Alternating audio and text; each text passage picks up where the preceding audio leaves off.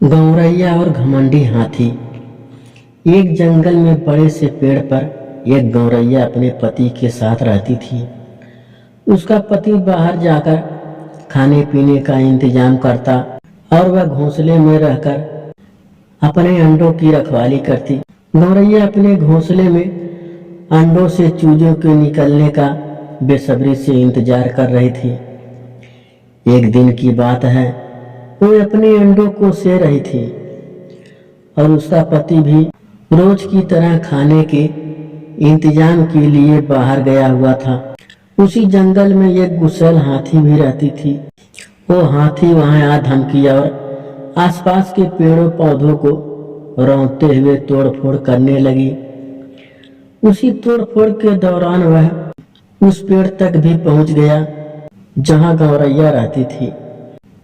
उस हाथी ने पेड़ को गिराने के लिए जोर जोर से हिलाया, लेकिन वह पेड़ बहुत मजबूत था, इसीलिए हाथी पेड़ को नहीं तोड़ पाया और थककर वहां से चला गया। लेकिन उसके पेड़ को जोर जोर से हिलाने से गौरैया का घोंसला टूटकर नीचे आ गिरा और उसके सारे अंडे फूट गए। गौरैया यह देखकर बेहद आहत हुई और वो जोर जोर से रोने लगी। थोड़ी देर बाद उसका पति भी वापस आ गया। उसे सारा किस्सा पता चला तो वो भी बहुत दुखी हुआ, लेकिन उन्होंने हिम्मत नहीं हारी और हाथी से बदला लेने व उसे सबक सिखाने की बात सोची। उनका एक मित्र था जो कठफोड़वा था।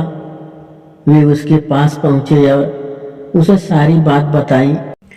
वे हाथी से बदला लेने के लिए कठफोड़वा का मदद चाहते थे। कठफोड़वा के दो अन्य दोस्त भी थे, एक मधुमक्खी और एक मेढक। वो सब तैयार हो गए और उन्होंने मिलकर हाथी से बदला लेने की योजना बनाई।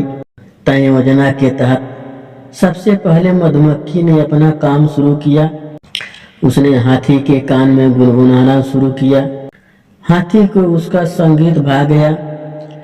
उसे संगीत में मजा आने लगा और वो पूरी तरह उसके संगीतमय में लीन हो गया।